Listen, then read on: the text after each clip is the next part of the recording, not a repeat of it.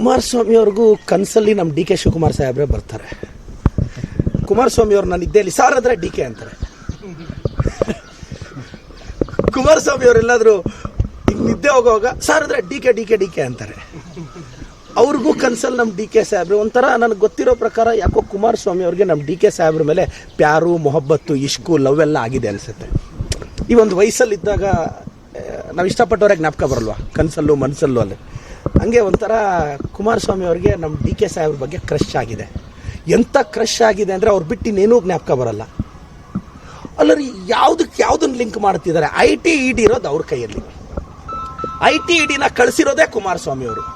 ಕುಮಾರಸ್ವಾಮಿ ಅವರು ಡೆಲ್ಲಿಗೆ ಹೋದರೆ ಅವ್ರು ಏನು ಅಭಿವೃದ್ಧಿ ಬಗ್ಗೆ ಯೋಚನೆ ಮಾಡಲ್ಲ. ಅವ್ರನ್ನ ಯಾರ್ಯಾರು ಬೈತಾರೋ ವಿಡಿಯೋ ಲಿಂಕ್ ತಗೊಳ್ಳೋದು, ಬುಕ್ ಮಾಡು ಇವ್ರನ್ನ. ಕುಮಾರಸ್ವಾಮಿ ಅವ್ರ ನೇಚರ್ ನನಗೆ ಗೊತ್ತು. ಈಗ ಕುಮಾರಸ್ವಾಮಿ ಅವ್ರು ಯಾರ್ಯಾರನ್ನ ಬೈತಾರೋ ಎಲ್ಲ ಯೂಟ್ಯೂಬ್ ಲಿಂಕ್ ನೋಡಿ ಹಾಕು ED ಆಫೀಸರ್ಸ್ಗೆ. ಇವ್ರಿಗೆ ಹೆಂಗೆ ಕೆಲಸ ಕೊಡ್ಬೋದು, ಹೆಂಗೆ ಕಾಟ ಕೊಡ್ಬೋದು, ಇದೆ. ಇನ್ನೇನು ಅವ್ರು ಬೇರೆ ಯೋಚನೆ ಮಾಡಲ್ಲ. ನಮ್ಮ ಡಿ ಕೆ ಸಾಹೇಬ್ರ ಬಗ್ಗೆ ಕುಮಾರಸ್ವಾಮಿ ಸರ್, ಪ್ರಧಾನಿ ಮಗ, ನೀವು ಮುಖ್ಯಮಂತ್ರಿ ಆಗಿದ್ದೀರಾ, ಒಪ್ಕೊತೀವಿ.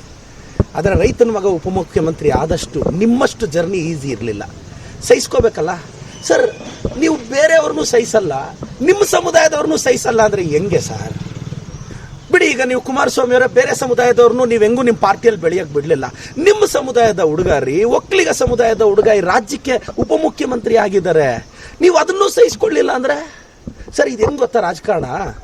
ನಮ್ಮವ್ರನ್ನ ನಮ್ಮವ್ರು ಬೆಳೆಸಲ್ಲ, ನಮ್ಮವ್ನು ಬೆಳೆದೋಗ್ತಾನೆ. ಬೇರೆಯವ್ರನ್ನ ಬೇರೆಯವ್ರು ಬೆಳೆಸಲ್ಲ, ಯಾಕೆಂದರೆ ಅವ್ನು ನಮ್ಮವನಲ್ಲ ಅಂತ. ಇದರ ಅರ್ಥ ಏನು ಗೊತ್ತಾ? ಇಲ್ಲಿ ಯಾವನೂ ಬೆಳೆಸಲ್ಲ.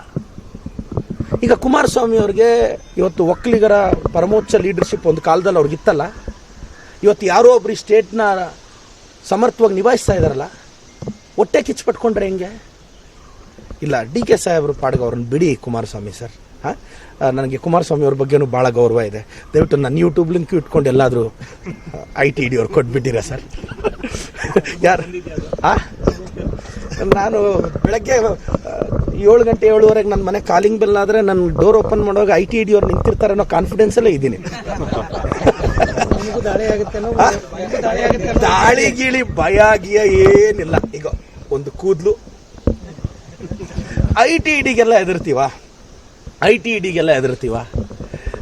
ED ಅವ್ರು ಮಾಡಿದ್ರೆ ನಾನು ಅವ್ರ ಮೇಲೆ ಕೇಸ್ ಹಾಕ್ತೀನಿ.